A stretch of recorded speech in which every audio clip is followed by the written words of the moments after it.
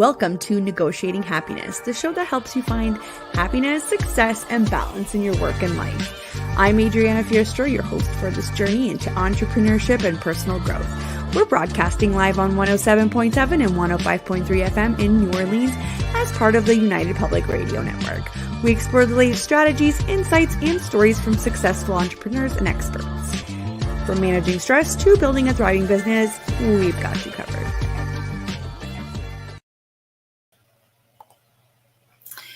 Good afternoon, everyone. We are broadcasting live. You are on Negotiating Happiness, and I am your host, Adriana Fiestro. We are here on the United Public Radio Network and UFO Paranormal Radio Network at 105.3 and 107.7 FM in New Orleans. If you want to sit back and relax and watch some of our shows on your big screen TV, we are also on Roku TV. Just type in UFO Paranormal. So today is July the 8th. I can't believe it. We are quickly running through the summer, it seems, and I'm here with the lovely Staci Millard from Thrive Accounting. Thank you so much for coming on. How are you? Oh, I'm great, Adriana. Thanks so much for having me. I'm so excited for today because we get to talk about more business stuff. Surprise, surprise, right? So everybody grab your coffee, grab your lunch, whatever it is that you need to do. Come listen in. And just a quick reminder that we are live. So if you want to send in your questions, I am ready for you. And just give me a minute if you're on Instagram because I have to look on two different screens over here. But nonetheless, please send us your questions. I am here with Staci, like I said, and we're going to have a great conversation about how profitability means sustainability, because I feel like money is such an icky thing to talk about. So we're going to break through that. Money is not an icky thing to talk about. We want to talk about it. We want to learn about it. We want to use it for the right purposes, right?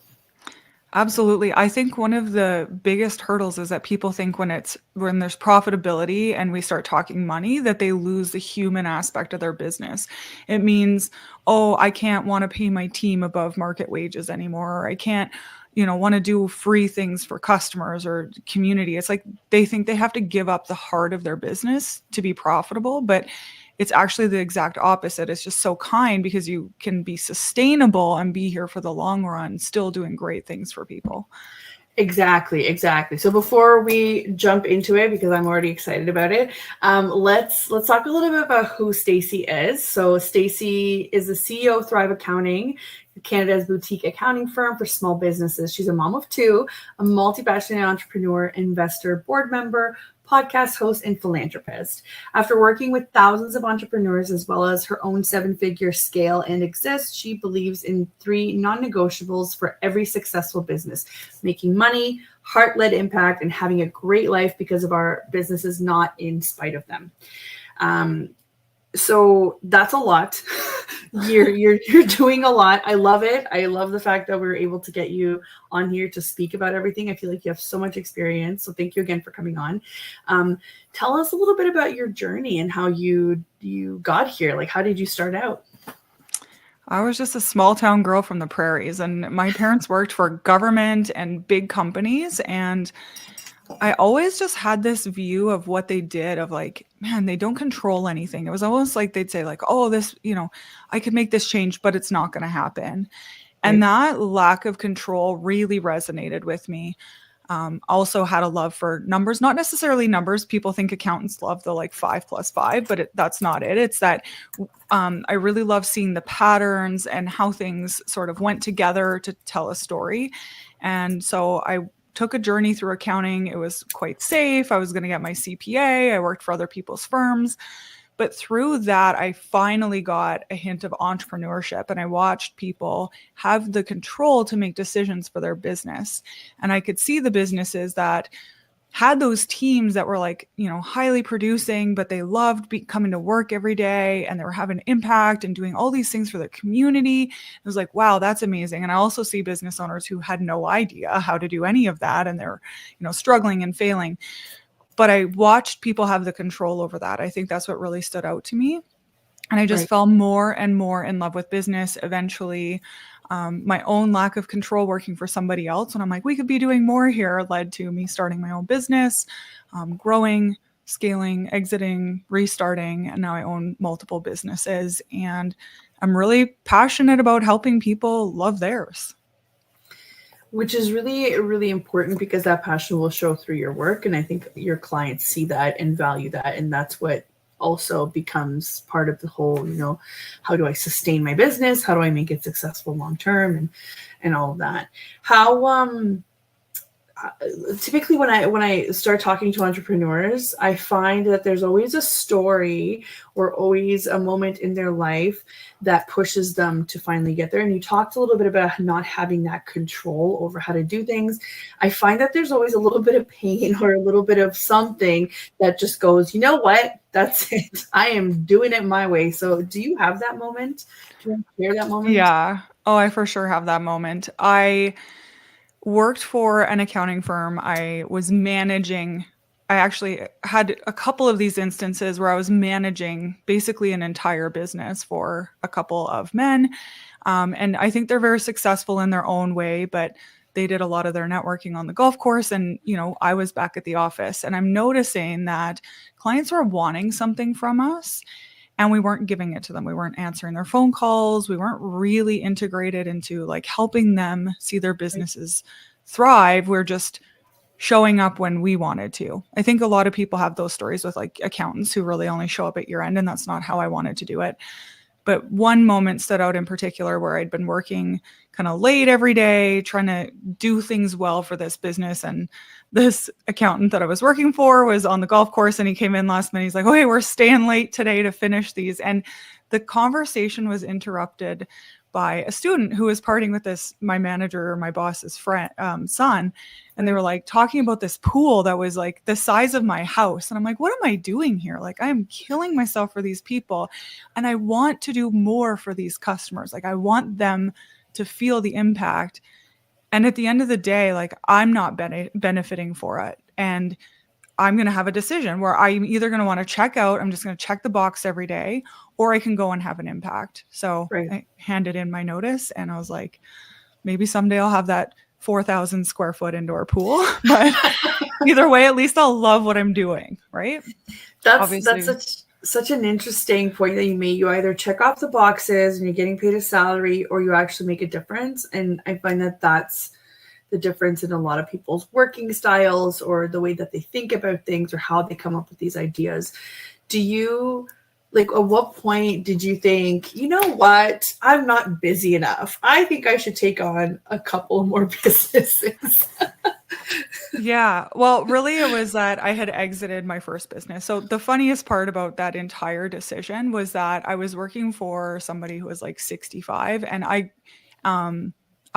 started my first business when I was maybe 25, 26, and I built in 8 years what it took him 40 years to build, and exited. And I was like, oh, like, I guess I do know what I'm doing. So, I don't think it has to be that I'm like, oh, I'm just going to go for the impact. I also made a lot of money doing it. So that's great. But the multiple businesses came when I had an exit, and I was like, okay, what am I going to start again? But through growing my first business, there's this concept of, you kind of start out almost as an employee. And I did. I started building my first business, and I traded my job for basically a freelance job. I was still working for clients. I was doing all the accounting. And eventually I started using other people's time. I hired employees, and I'm using their time to sort of amplify the amount of money and the impact we were having. And then the third piece behind that is getting to like sort of that Oprah stage or the Richard Branson stage, where your impact is like so much bigger than what you personally could ever do. Yeah. But in that sort of middle stage where I'm using other people to do that, I learned so much. So now I can get on to that third stage of business where I'm amplifying, and I'm not as involved in any of the businesses as what you think. I'm not that employee anymore where I'm doing accounting for somebody, just doing it freelance. And I have employees, but I have, people to manage the employees. I'm not managing them as much day to day. So I can be busy the way you see it because I've built the systems. I learned so much through a decade of scaling and how to use people. And I think you actually have to go through that process. You can't just be like, today I'm going to start 4 businesses. You would have no idea how to manage any of that. But if that's somewhere you want to end up, you learn a lot in the process. I'm really glad to hear you say that because I say it all the time. So I typically want people to Yeah. hear it from other experienced people that you have to do the work and you have to build the blocks in order to be able to step away to build all of those other wonderful things. So while you may not have your hand in absolutely everything in the day-to-day operations, you are still the brains behind it. You're still in your zone of genius and you're creating and amplifying more. And I love that word amplifying because I think it shows that it's not it's like a growth mindset, right? You're always amplifying what you already have. Um, you're you're just using what you have. You're grateful for what you have, but you also want to get to more. So you're always thinking, what else can I learn? What else can I do? How can my people learn and do so that they are successful in what they do? It's really, really important that you instill that kind of a growth mindset from the beginning. And also the fact that you're saying, no, these systems have to stay in place or else the whole thing just crumbles, right? So it's true. You don't just wake up one day and decide I'm not busy enough, right? So Yeah. And I would say like one of the things that leads to our success in doing that though is having a couple of key pillars. I'm not as set in how something gets done. So I believe that repetition has value, that creating habits in business like has value, standard operating procedures make things easy for people. But those are like the operating procedure is not a sacred cow. Like we're not, we can easily sacrifice it if there's a better way or a new software or a new system that comes up. I'm not attached to those. What I am attached to is the values. So in my role now as CEO, I'm spending a lot of time looking at, what are the values? So one of them for me is customer communication. I really am so set on how do people feel supported by us, right? So how quickly are we responding? What language do we use? The way we talk to them, like all those types of things. So values. And I come back to looking at how is my team doing that?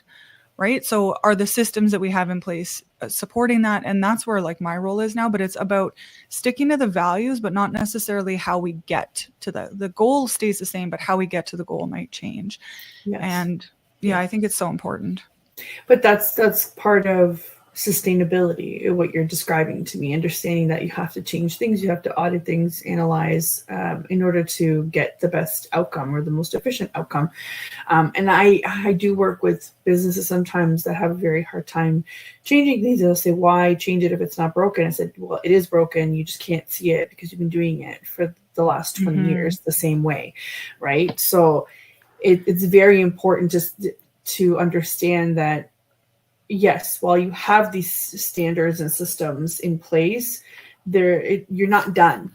I always say, like, you go through the growth and the scale cycle multiple times in your business. It's not just build, grow, scale. So every time you do that, you should stop and say, okay, but do I need to build something to support that again? And that's when that comes in of, is there new tech? Is there a better way of, supporting our clients? Are we doing unnecessary steps? Are we doing unnecessary work? That kind of thing. And you have to, repeat that with your growth and scale cycles every single time. Right. So completely agree with that. What do you find, is the most common thing when people talk about, having these blockages? I'm sure you talk to a lot of people about their like financial blockages, and how do you fit that into what you foresee for them in terms of profitability? Like what are these blockages about?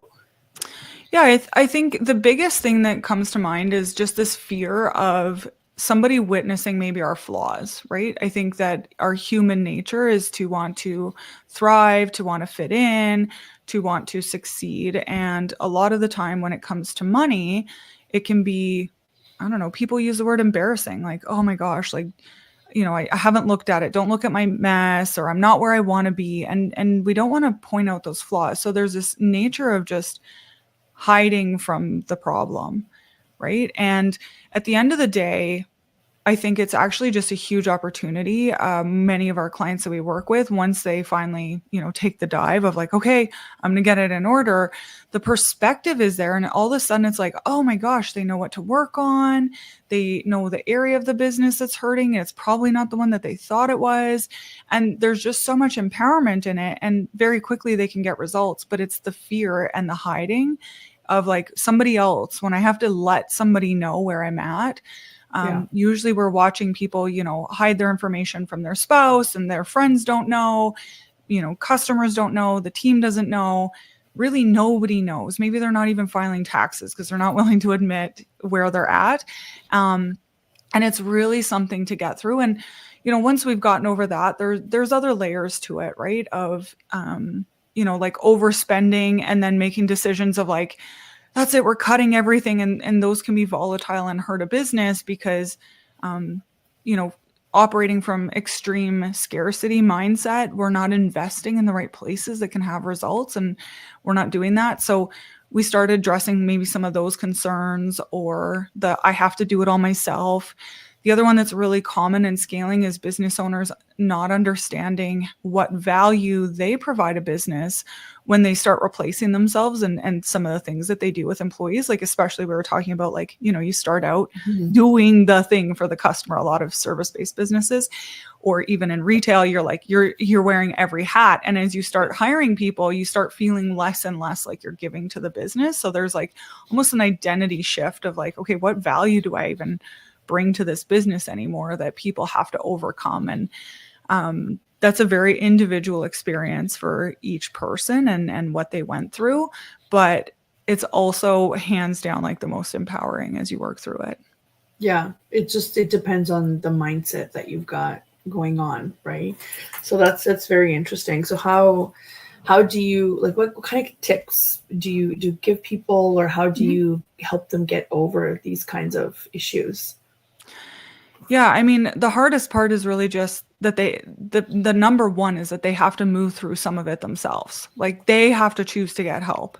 I guess that's sort of true with a lot of things in our lives, right? Like, if we want to work out, if there's other things we want to stop doing or start doing, we have to be the one to make the choice. And I can't help them with that, but I can help them once we get started. We can be a very safe space. There's no judgment. We talk about that so many times of like, people come in their first call, they'll be like, oh, don't judge me. Like, oh, I'm so sorry, apologizing. It's like, whoa. Like, none of that matters to us. We just worry about, okay, where do we go from here and how do we support you? So finding a service provider that is very supportive is you have to take the first step, but work with somebody who's supportive in that way, and everything else will be easy and sort of trickle down after that. Yeah. No, that makes sense. That makes sense. Then the couple other things that I would say is that, bookkeeping is the foundation of every decision. So those numbers that you get as a report that tell us, how did things go? Did we get to where we want to? Like, where are the problems? The bookkeeping is the foundation of all of those decisions. So having a quality bookkeeper, or if you're doing it yourself, having somebody give you a second set of eyes of like, what might you be doing wrong is really important, so that all of the decisions that you're making make sense. And then the frequency as well, right? Like, if you don't know, we could talk about like levers of profit and how businesses become profitable. But if you don't know what that is and you haven't set your direction, like, you have to be looking at your numbers more often so you can see, like, where are we going? Did we get there? Did we not? So looking at bookkeeping once a year, filing taxes, and you're like, oh, wow, like, I was really off. This wasn't what I thought it was. Yeah. That's a challenge. You need to be making that analysis. Like, you wouldn't post for a year straight on Instagram and never check your follower count or your reach, right? So the same thing with making money. And especially because money pays the bills and your Instagram following doesn't. So which one should you be looking at? But yeah, that's, I think, the basis is your bookkeeping, and then how often you're looking at it. Yeah. It's so hard because it's one of those things that nobody really wants to deal with, but it's so crucial to your business. I would say that like, you're looking at it every month, fine, but are you absorbing it? Are you understanding it? Are you, because I'm finding myself in the category of I think I am understanding it, but I'm not 100% sure, or I think I know what this means, and then I go and subscribe for 10 other things that month, right? And it's not sustainable that way, because obviously I'm not understanding the numbers how I'm supposed to be understanding them. So But how do you sorry, go ahead.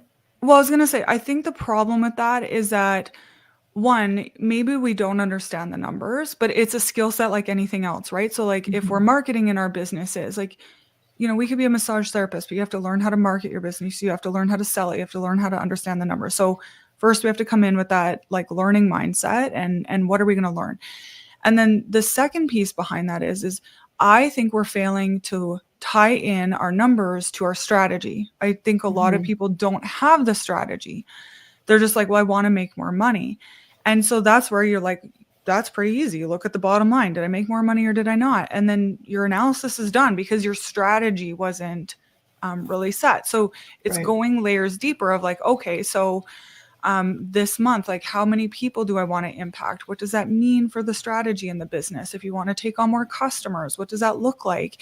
And when you start putting a more thorough strategy into place, you can start diving a little deeper. You're not just looking at net profit. You're looking at, where did I invest my money? Did I get a return on that investment, or did it get us closer to the goal? Did it not? What other changes did I see?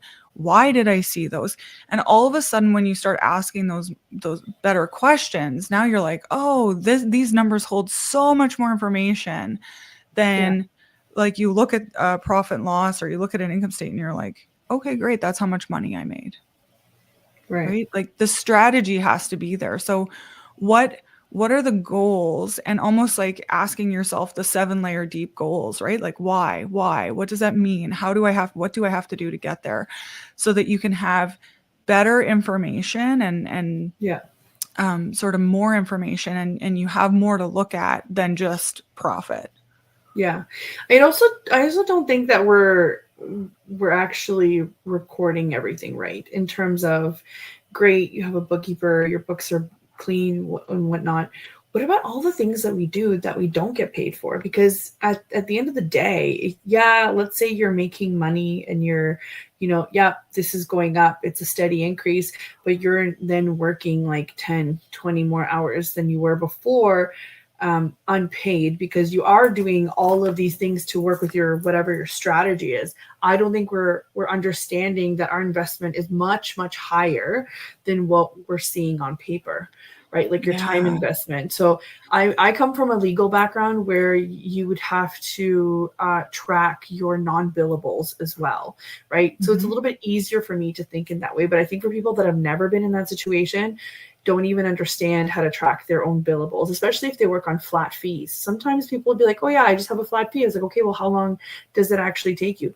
And they'll say, oh, it takes about, okay, but how long did it take you, a year ago? Is it going to change in a year from now? Like forward, like there's no, like time is fluid for people, and they don't understand how much that can impact, because it's a huge indicator that your strategy is not right, or that you need to change something, right? Like how much time are you putting in your socials? I just had a conversation today with Jen from Honeyflow today, where we were just talking about how I've put in so much effort lately into the wrong things, and I've neglected like my website, like LinkedIn. I never use, and avenues that could probably bring me a lot closer to my target, who my target audience is. And these aren't things that I don't know. It's just you get so wrapped up into it, and you're like, okay, well, this is my bottom line.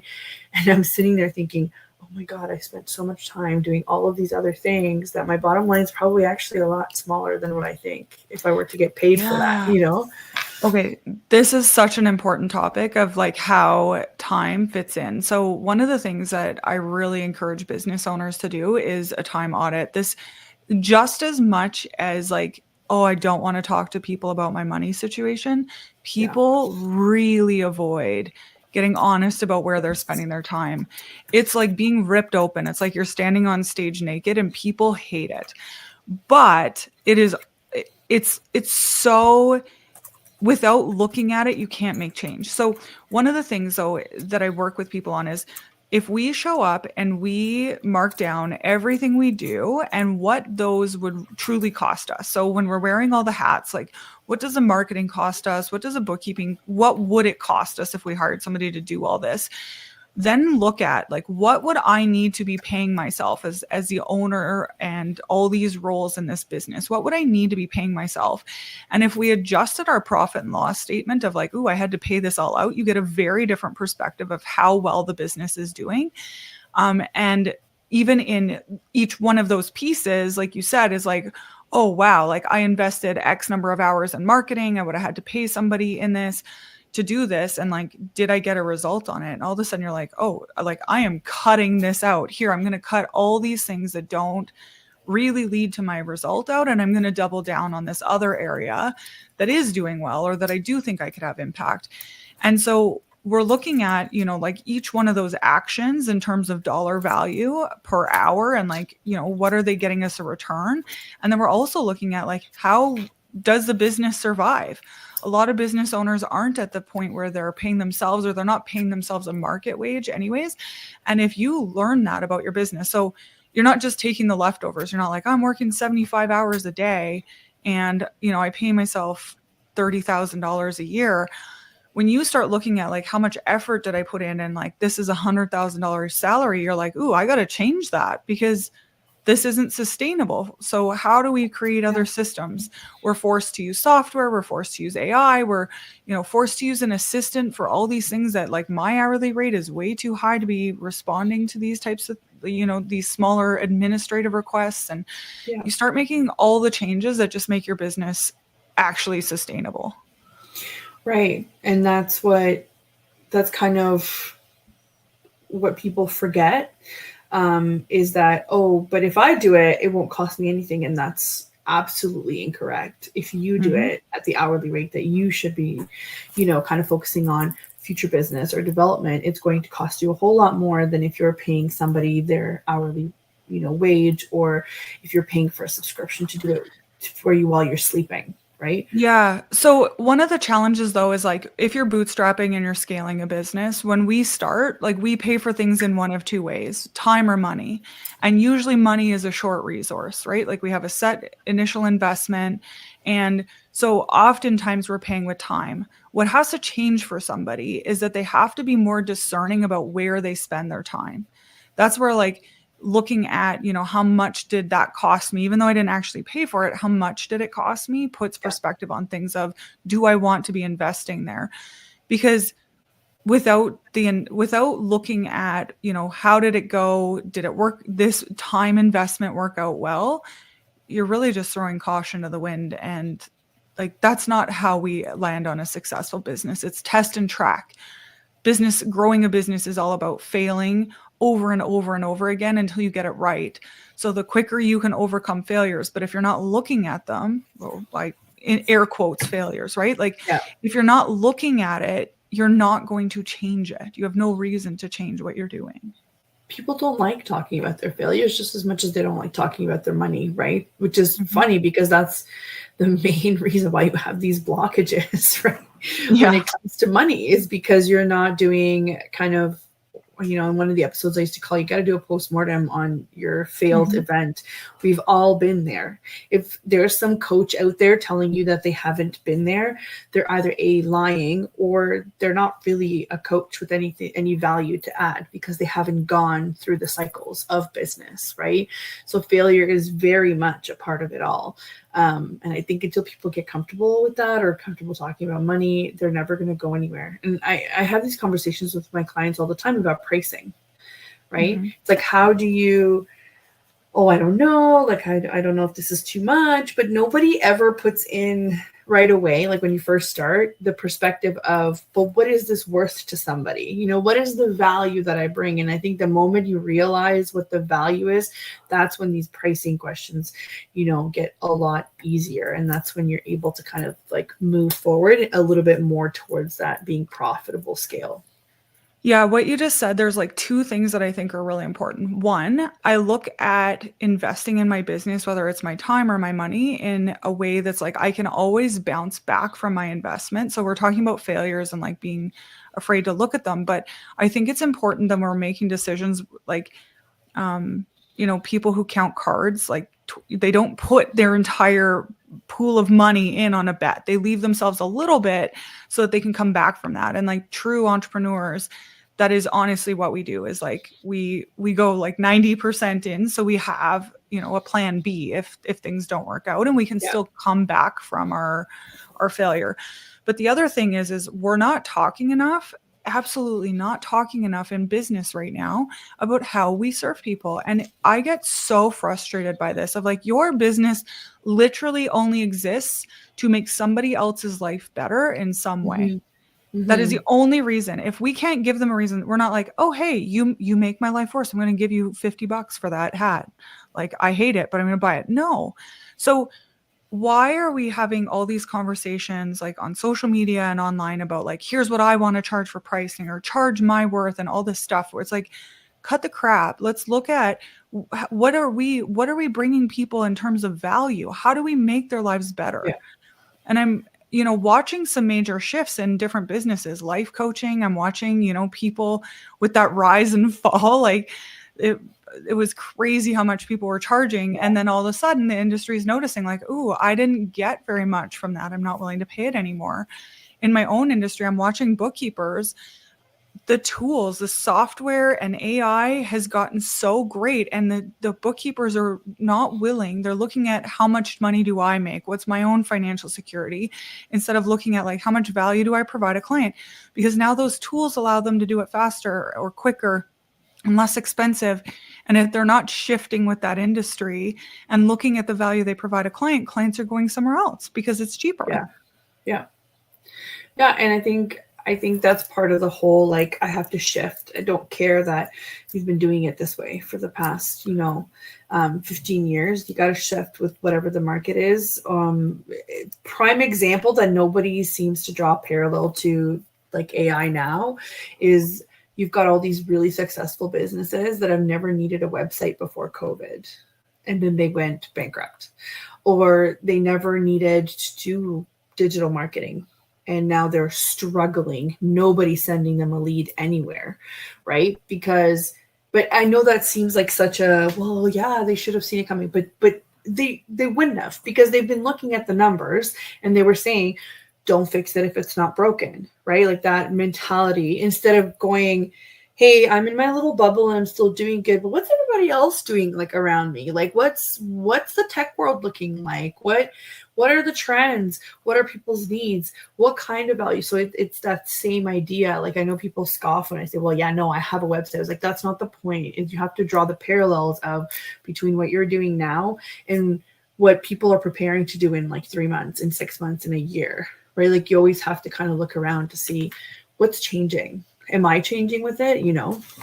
Yeah. And I mean, I think it's interesting because I don't necessarily think that you have to be the first to adopt something, because early adoption can be pricey, right? But if you're the last in your industry, I'm thinking a lot of like gift shops and floral studios that were local, and for a long time they just really didn't invest in websites or having something really sellable online, and they failed drastically as soon as they couldn't sell in person anymore. But it was like, I was watching, I'm like, all these online retail businesses are popping up. And so you had to pick your head up out of your own business long enough to look around and be like, oh yeah, what is going on around me? Like, what do I see happening? But that's, I think, and maybe the next piece behind that is, scaling a business is hard. You got a million things on your plate. You got every role under the sun. You got to learn all this stuff that you're like, oh, I thought I was just a massage therapist and I got to do all this other stuff.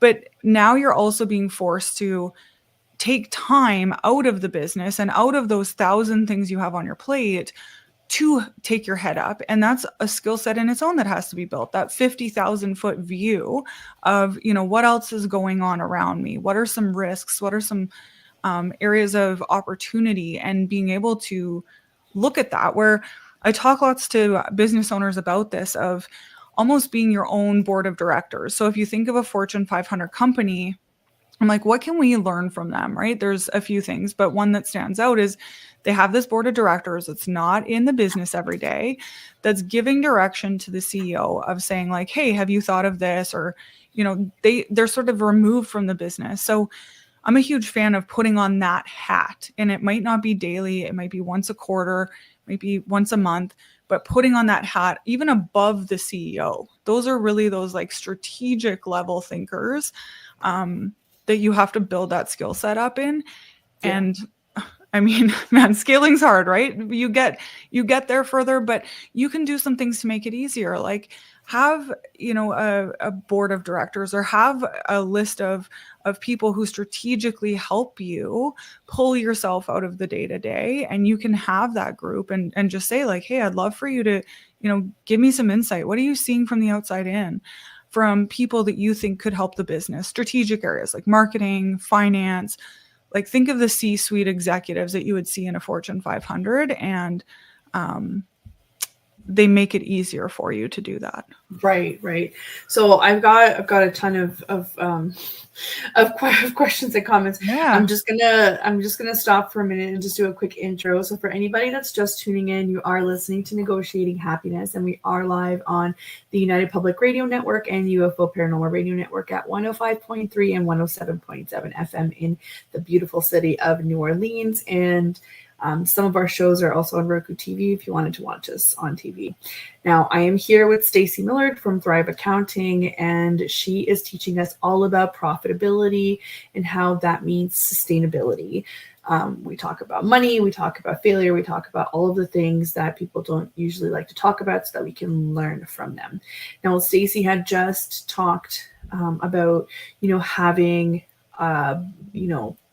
board of directors or a system of support that is able to take you out of the day-to-day in order for you to think of the bigger picture when you're scaling, because scaling is hard. So how does it become sustainable over time? You eventually have to scale, and you have to step away a little bit from your business to be able to focus on the health of your business rather than the day-to-day. So I agree with that. I agree that maybe not all of us are looking to have that kind of scale of a business, right? Like I never really envisioned Ontario System to be kind of like a Fortune 500 company, but what I envisioned that it would be is that it would be a name that people would know when they need help for their business, and that they would turn to us with ease, knowing that we've been around for a while and that they trust us. So that to me is more like what my values are from now until, so in order for me to get to the point that you're talking to, maybe over and over again as you're scaling, I love networking and I love collaborating with people and I love talking to people. So my support network are people that are also in the industry. So that kind of brings me to your whole, part about, networking. So do you want to tell us a little bit about the networking that you've got going on? Yeah. Yeah. So I think that community is so important. I know we've talked a little bit about social and, how we market our business, but the network that we have, hands down, I've watched most of the businesses that I've seen have success. It's because they've had connections. For a retail business, it might be somebody who is like, oh yeah, I've got this connection in this store that you want to be shown in, or this licensing agreement. And it's not necessarily just direct, like, oh, I've got your customers, but it's opportunities in other areas. So, I mean, I'm a part of a ton of different groups that I think fit my need for connection. I might have referrals for them, and I think those are important. I'm happy to, provide a list of all the different groups, but I personally also provide some free networking on the first Friday of every month. We call it the Small Business Club.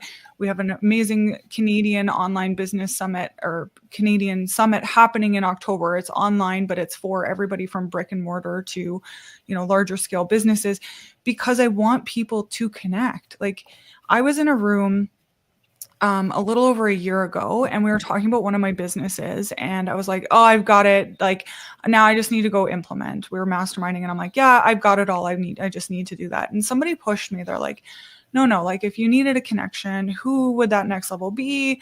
And kind of pushed me.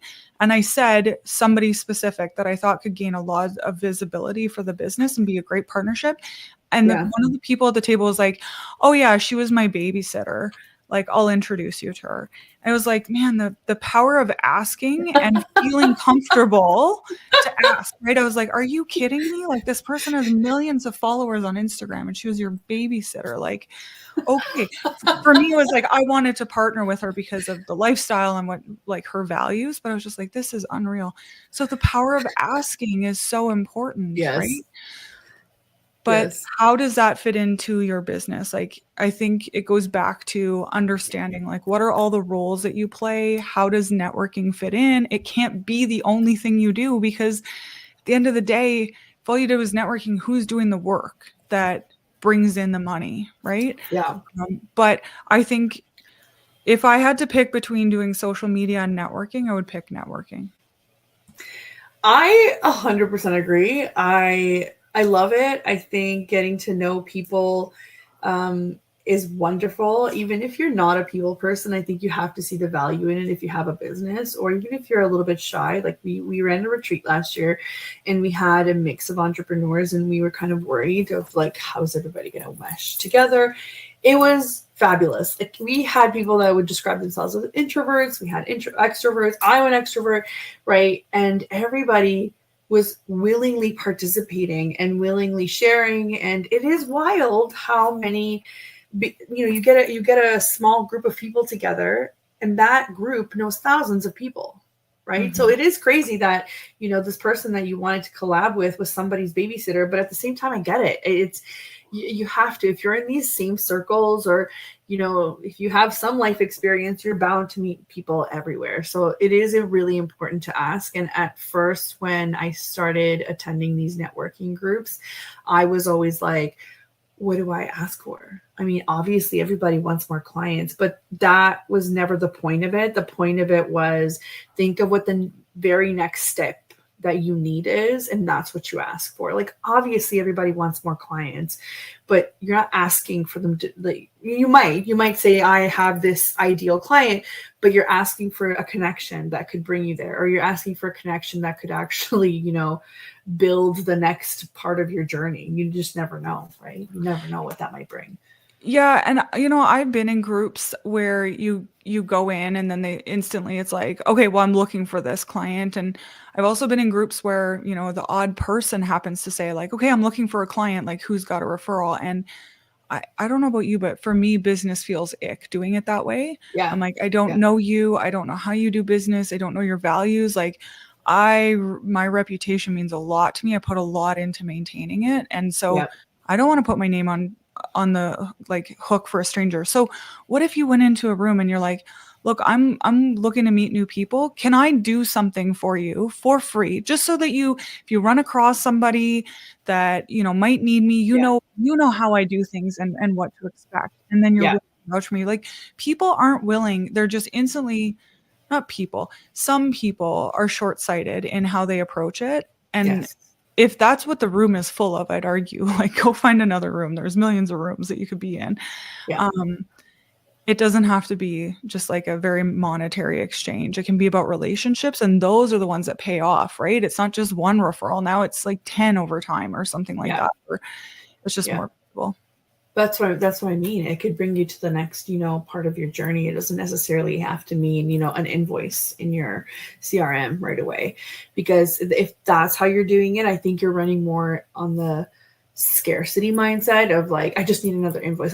No, what you need is another connection that will help you build something better that people will just organically come to because it's better, right? Or because it's helpful, or because it's you have to elevate your brand somehow, right? And there's multiple ways of doing it.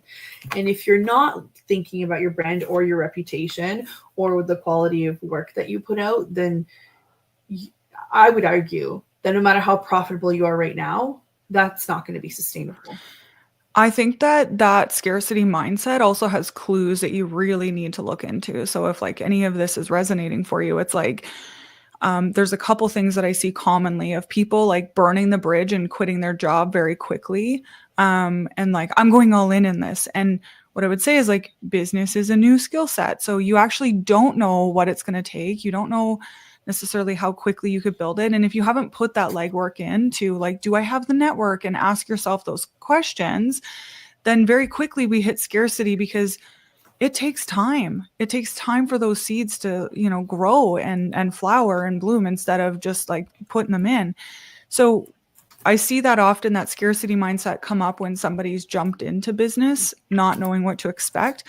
And I also see it when they've not invested in the right way. They've been focused on making money instead of growing a business. Yes. Right? They're not investing. They're just like hands down, like, how do I make today's paycheck? And again, like, it's got clues. So if you're hitting scarcity mindset is like, well, how did I get here? So if you don't want to repeat the habit, we need to understand that so you don't do it again. Yeah, it's exactly it. And I'm just posting now in the comments your First Fridays link. So if anybody wants to network with Staci, and if you're an entrepreneur, it's First Fridays are free hour-long monthly online business boost. So here's the link, everybody. Feel free. I just signed up. I forgot to do it earlier. I love it. Oh, we'll be so happy to have you. Oh yeah, it's so fun. Yeah, it's like, it's no strings attached, just masterminding, networking. Like, what do you need? How do we get further? And people are always blown away with like, oh, I had no idea that I could just make business friends like this. But I think the best part. That's the best part. That's the best part. At first, when we were coming out of the COVID, or still a little bit in it, Instagram was my only outlet for that, and it was allowing me to see some visual representations of who these entrepreneurs were. So that was great. So I actually end up making some biz besties. We've met in person. We've collaborated on some things, and I have to say, like, those are some of the best connections that I've made to date, right? So things like this, where you're also willing to put out more than what maybe you're receiving, it just goes to show that you're in it for the long run, right? Like, this is truly more sustainable. Well, I mean, we run an accounting firm. We have zero reason that we need to be hosting an online networking, zero reason we need to be hosting a free summit. But I know that if we can help people be sustainable and profitable and love their businesses, like, everybody kind of thrives. And it's more that community mentality. Yeah. I totally agree with that. So tell us a little bit about the summit. So it's going to run the week of Small Business Week here in Canada. It's October 21st to 25th. We have 35 unique speakers, each kind of sharing something about business that gets you further faster. It could be legal, insurance, so some of those traditional things. Of course, we're going to be talking about sales and networking. Some of it's also about how you show up in business, your mindset, leadership, how you juggle life and business, accounting, obviously. And it's really just meant to help people thrive. It's 100% free. There is a paid version that if you want all of the replays and things like that, but a really great opportunity to connect with some of the best service providers when it comes to business. And we haven't officially launched registration for that yet, but we will be launching it really soon. I'm so excited for it, because I said I've been running events since 2015, but the downside to a personal or an in-person event, like, I love meeting people face to face. I'm an introvert. I find it a lot easier kind of connecting with people. But when you're like, I live very remotely, and it's not always easy to get away to those types of things. So we wanted to make it really accessible for everybody to access. Yeah, which is great. I'm really excited for it. I guess if anybody wants to get a head start, just go ahead and go on the First Fridays link, and I'm sure the members will be alerted when registration is on.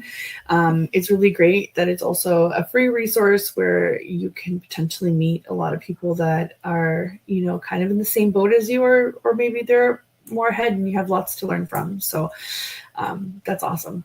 I'm excited to see what comes with that. So funny enough, we're 10 minutes out and we've already, I can't believe the hour's almost gone.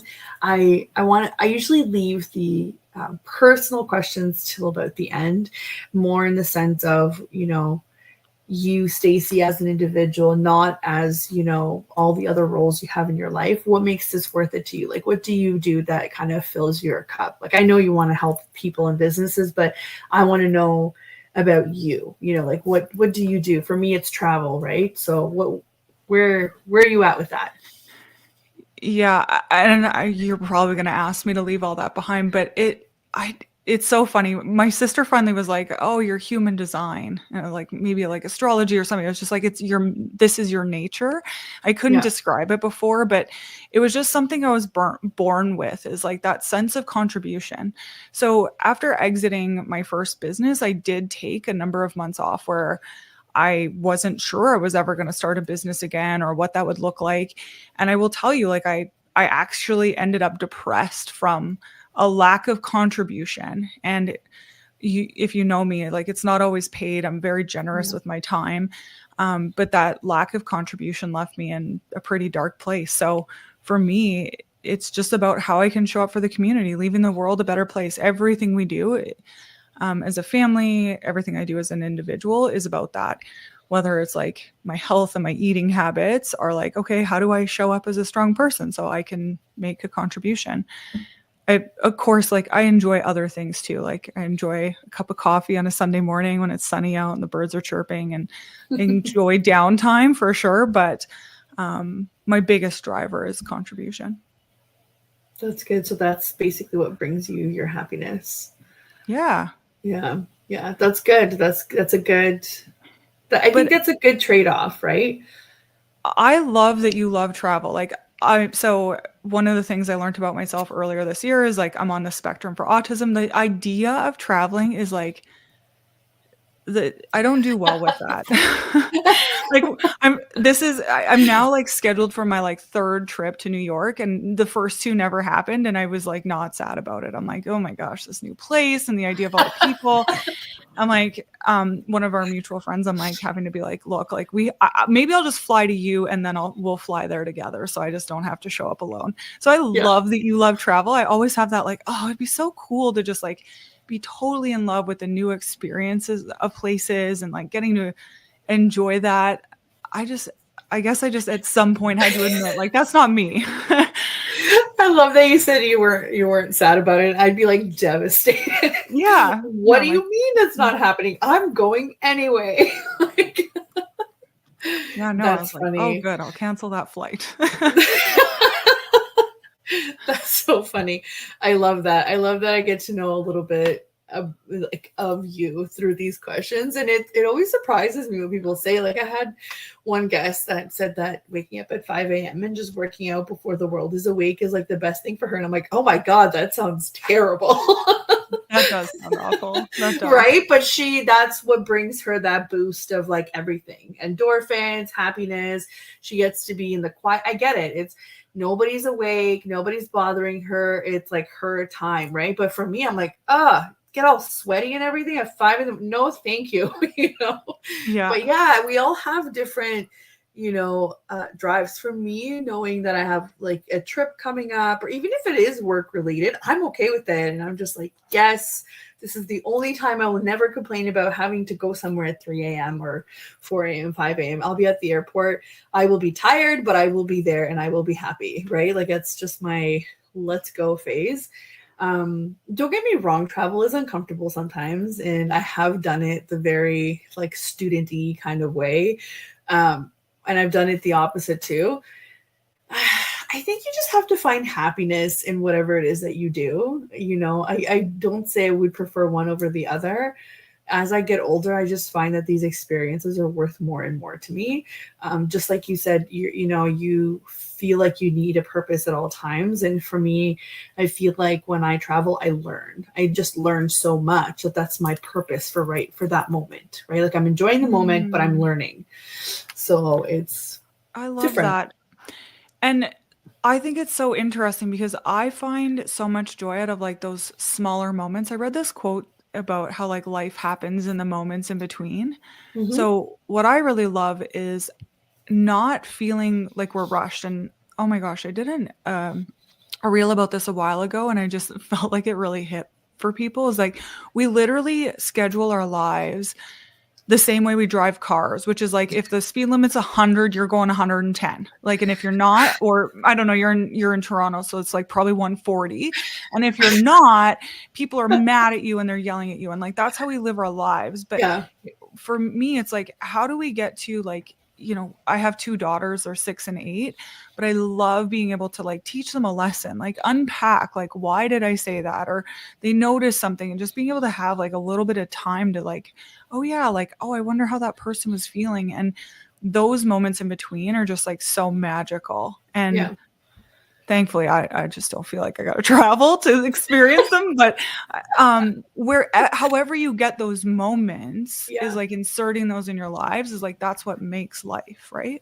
Yes, that's exactly it. And, for me, very similar to what you're saying about you and your daughters, seeing my son experience things for the first time is like a, whoa, pause. Like, we haven't seen this before. Look at the wonder on his face. And I just sit there and I watch him and I'm like, oh my God. Like, and to me, it's so like overplayed in my head. But to him, it's like this brand new thing. And it makes me kind of be like, okay, I got to slow down. I got to enjoy some of these. And I have to show him that he doesn't have to rush through these moments that he's enjoying, that he can take that time and he can learn. And like, he was showing me something like an ant. Like, it's so cliche to think about it, but to him, a 4-year-old, he's like, look at what that ant's doing. And I'm like, all right, we'll take some time and we're looking at what the ant's doing. And I just remembered that. Or when we were away, I actually took him with me. So that was a little bit crazy, but we worked it out. We were in the mountains, and the mountains are beautiful, and the mountains are just something that I always want to be in nature.